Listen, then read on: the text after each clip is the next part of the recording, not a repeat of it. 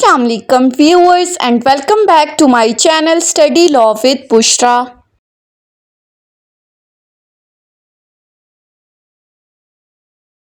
So we were discussing Election Act 2017 and in today's video we are going to start its chapter 6. But before starting the discussion, I request you all to please subscribe to my channel and don't forget to press the bell icon for latest updates. Do share this video with your friends and don't forget to comment your feedback. So let's move towards the discussion. अपनी last video के अंदर हमने chapter 5 को complete किया था। आज की इस वीडियो में हम स्टार्ट करते हैं चैप्टर 6 को। चैप्टर 6 बात करता है election to reserved seats in an assembly. अब इसमें कहा गया है कि असेंबली में जो मखसूस नशिस्तें हैं उनका इलेक्शन किस तरह से होगा, यानी कि जो विमेन और नॉन मुस्लिम की सीट्स रिजर्व होती हैं उनके लिए इलेक्शन का क्या प्रोसीजर है।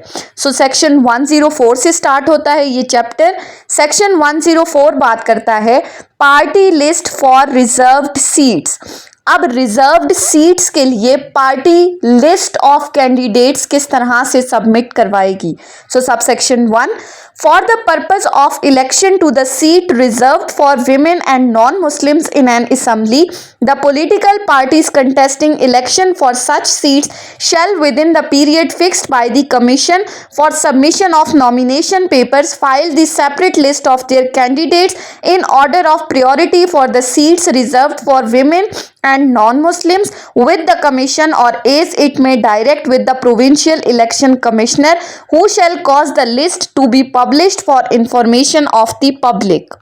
Subsection 1 कहता है कि जो पॉलिटिकल पार्टीज खवातीन या गैर मुस्लिमों के लिए मखसूस नशिस्तों पर इलेक्शन लड़ना चाहती हैं उन्होंने क्या करना है, वो इलेक्शन कमीशन के फिक्स टाइम पीरियड के अंदर एक अलग लिस्ट जो है वो जमा करवाएंगे। अब किस हवाले से वो लिस्ट जमा कराएंगे या वो लिस्ट किस तरह की होगी, इस लिस्ट के अंदर जो भी कैंडिडेट्स जिनका भी वो इलेक्शन करवाना चाहते हैं, जिनको भी वो उम्मीदवार के तौर पर खड़ा करना चाहते हैं, उनके नाम ऑर्डर ऑफ प्रायोरिटी के साथ मेंशन्ड करने होंगे उस लिस्ट के अंदर। अब ये लिस्ट उन्होंने सबमिट किसको करनी है, ये लिस्ट इलेक्शन कमीशन को या फिर सूबाई इलेक्शन कमिश्नर के पास पॉलिटिकल पार्टीज अपनी ये तैयार करदा लिस्ट सबमिट करवाएंगी। जैसे ही ये लिस्ट इलेक्शन कमीशन को या सूबाई इलेक्शन कमीशन को मिलेगी उसके बाद ये जनरल पब्लिक की इंफॉर्मेशन के लिए इस लिस्ट को पब्लिश कर दिया जाएगा। अब यहाँ पर एक प्रोवाइजो अटैच की गई है। प्रोवाइजो कहती है that the list submitted by a political party shall not be subject to change or alteration either in the order of priority or through addition of new name in the list or omission of any name after the expiry of date of submission of nomination papers। अब इस proviso में कहा गया है कि जो time period election commission ने fix किया है वो टाइम पीरियड अगर गुजर जाता है और उसके बाद आप इस लिस्ट में कोई भी चेंजेस नहीं कर सकते, यानी वे कोई भी नए उम्मीदवारों के नाम शामिल नहीं कर सकते। जिन उम्मीदवारों के नाम ऑलरेडी मौजूद हैं उनका नाम निकाल नहीं सकते या ऑर्डर ऑफ प्रायोरिटी में किसी तरह की कोई भी चेंजेस नहीं कर सकते। उसके बाद आ जाती हैं सबसेक्शन 2 के ऊपर। सबसेक्शन 2 कहता है the party's list refer to in subsection 1 may contain as many as name of additional candidates as the political party may deem necessary for contesting candidate seats reserved for women and non Muslim to provide for any disqualification of candidates during the scrutiny of nomination papers. अब इसमें कहा गया है कि जब भी कोई political party ये लिस्ट तैयार करेगी तो वो पॉलिटिकल पार्टी जितने चाहे वो इजाफी नाम इस लिस्ट में ऐड कर सकती है ताकि अगर कल को किसी भी उम्मीदवार के कागजात नामजदगी नॉमिनेशन पेपर्स रिजेक्ट हो जाएं या during the period of the assembly अगर कोई सीट वैकेंट हो जाए तो इन इजाफी उम्मीदवारों को उन सीट्स पर मुंतखब किया जा सके। Subsection 3. A candidate to a seat reserved for women or non-Muslim shall file the nomination papers on the form on or before the last date fixed for filing of nomination papers for election, and the nomination papers shall be scrutinized in the same manner as the nomination papers of candidates on general seats.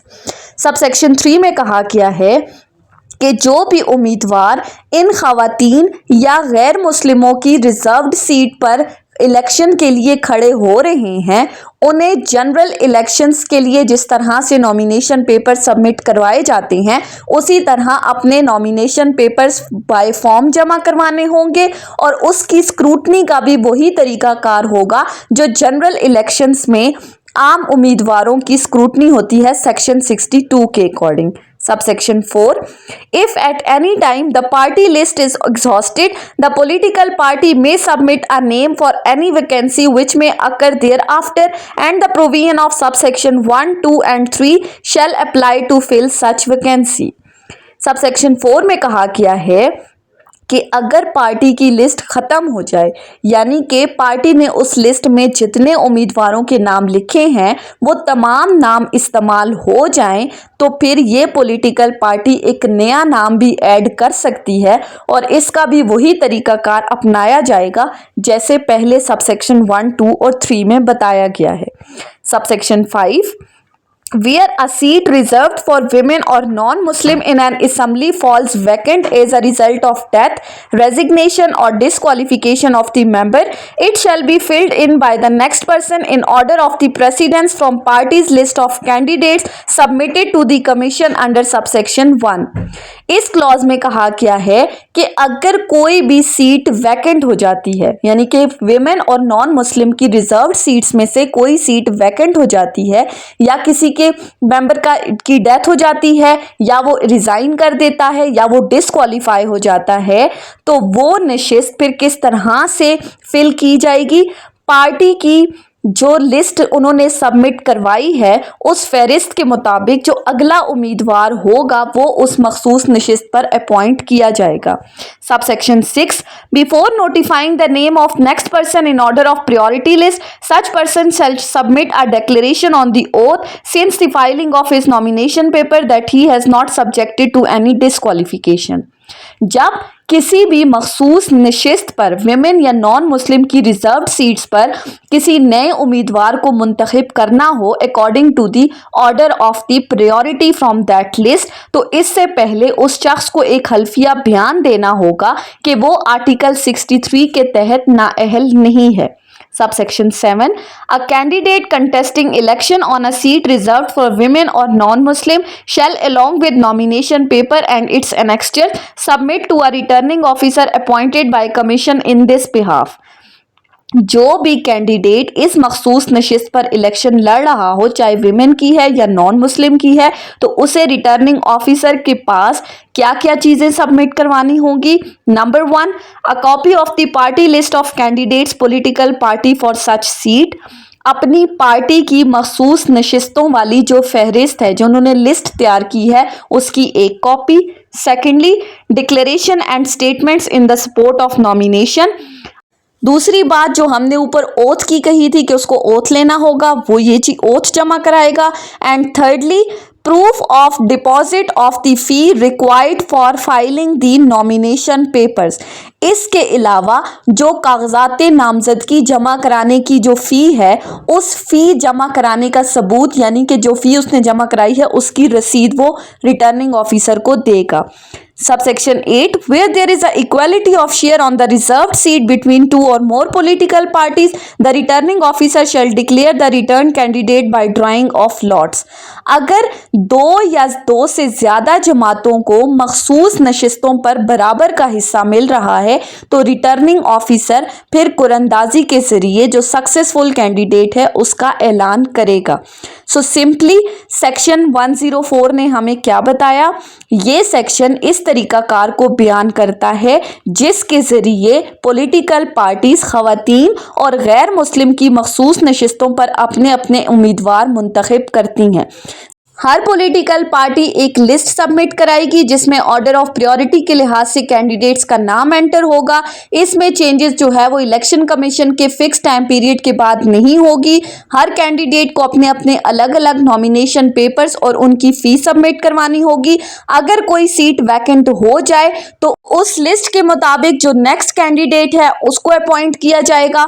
अगर दोनों जमातों को बराबर बराबर की नशिस्तें मिलें तो फिर फैसला कुरंदाजी के जरिए होगा। सो ये थी हमारी आज की डिस्कशन चैप्टर 6 के ऊपर। नेक्स्ट वीडियो से हम चैप्टर 7 को स्टार्ट करेंगे। सो आई होप कि आपको ये लेक्चर समझ में आया होगा अगर आपने इस वीडियो को अटेंटिवली सुना है तो। सो अगर आपको ये वीडियो अच्छी लगी है तो इस वीडियो को लाइक करें, कॉमेंट करें और चैनल को ज़रूर सब्सक्राइब करें। Thank you so much for watching this video. Till then, अल्लाह हाफिज़।